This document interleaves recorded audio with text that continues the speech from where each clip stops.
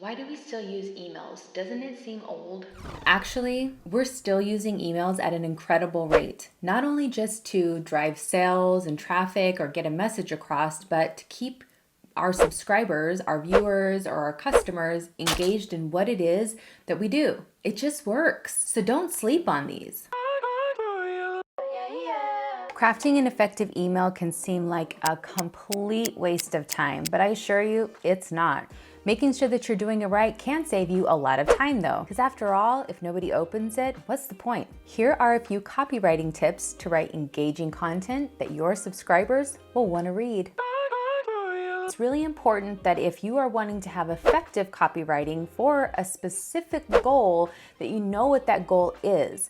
So let's say you wanted to drive sales, then obviously what you write and how you write it is going to encourage that person to take advantage of the benefits of what it is that you have to sell. Then you've got to be able to know how to craft and position your messaging so that they'll read it. So here are some tips. First, know your goal. That's really important, and understand what it is that they see valuable. The whole point of getting in someone's inbox is for them to open the email. If they don't, then you have to believe one of two things. Either your subject line and your preview text kind of sucked, or they were just busy. Maybe you sent it at a wrong time, they didn't see it. Maybe it also went in spam inbox. That would be terrible. There's a few things that might land you in there, and it all has to do with the settings and how you send the email and what you write. Word choice is also important here. If what you put in the subject line is banned by the law, then they'll never even see it, so they won't have a choice to read it.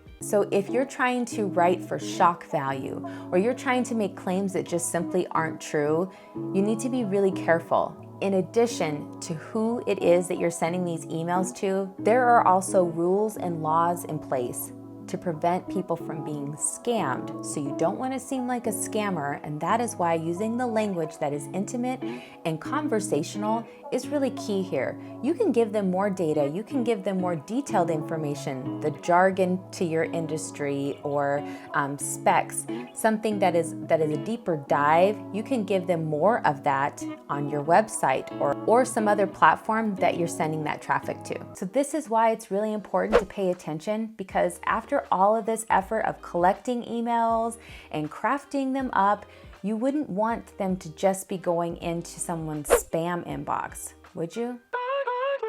So writing a strong headline. Here's a great example. I could have called this video, "How to write emails that are so good that your customers are gonna be throwing money at you." Maybe you would have clicked on it. Or maybe you would have thought that I was just totally...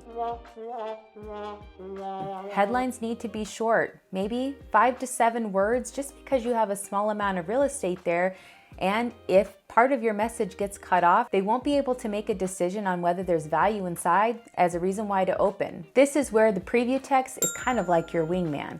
You can also think of it like if you're walking around Costco or the mall and people are handing out samples, you've got the sample on a toothpick or in a little cup or whatever, but then they always pair it with something like a sauce or a cracker or a chip. This is your opportunity to make it seem more tasty. So get personal. And if you haven't nailed your niche, I know I talk about that a lot, but this is why it's important. Understanding how to craft your messaging so that it's effective when you are sending it out to your audience is really, really important. They don't just respond to anything, especially if they're responding to you. Some of the people who are marketing to them probably have larger marketing budgets than you do, which is why it's really important to get personal and to make sure you're leading with value and benefit. This is where you're gonna focus on pain points. Can they save money? Can they lose weight? Can they save time? What is the benefit? Let them know. If you do not write an amazing subject line, somehow you forgot to put your preview text, what happens is it defaults to the first few lines of the body of your email. If you don't open and get right to the point, to the heart of the matter, then this really is not going to serve you. This is why it's really important for you to fill out that preview text. Don't write a book. This is not the time. This is not the place. but you can lead them to where they need to go. So let's say you're a blogger. You wouldn't want to put your entire blog in the email. What would be the point of them going to your blog? Keep things short and concise and put something in there so that you can measure whether or not they're taking action with you. Somebody opening it does not necessarily mean that they got value out of it. How would you even know? Well, we're not mind readers. So we have to put things in there so that we can tell if people find these things valuable or not. If they don't, then maybe we need to change up what we're doing. Many of these things can be measured, and let's talk about how.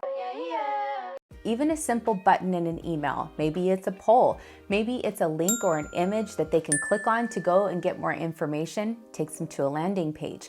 All of those are triggers that you can collect data from to understand how your audience is engaging with the content that you're serving them. Pique their interest and then send them on their way to where they can get the rest of the information. Holding their interest regardless of what platform you're using is the whole point. So having a call to action at the end is great if you can hold their interest all the way to the bottom. So giving them a few options of like hyperlinks here and there, or maybe you're pointing out different benefits and they can take action on the one that's most appealing to them. That will help you gauge what your audience values the most, and that'll help you be a stronger copywriter. Having a call to action at the end is great if you can hold their interest all the way to the bottom. So giving them a few options of like hyperlinks here and there, or maybe you're pointing out different benefits and they can take action on the one that's most appealing to them. That will help you gauge what your audience values the most, and that'll help you be a stronger copywriter. You could put hours into writing the perfect subject line, only to find out nobody read it. That sucks. So here's some questions we're gonna ask. Why don't subscribers take action? And what could you be doing wrong? Or what could you be doing right? This is where you gotta go. Yeah, it's right there. It's all right there.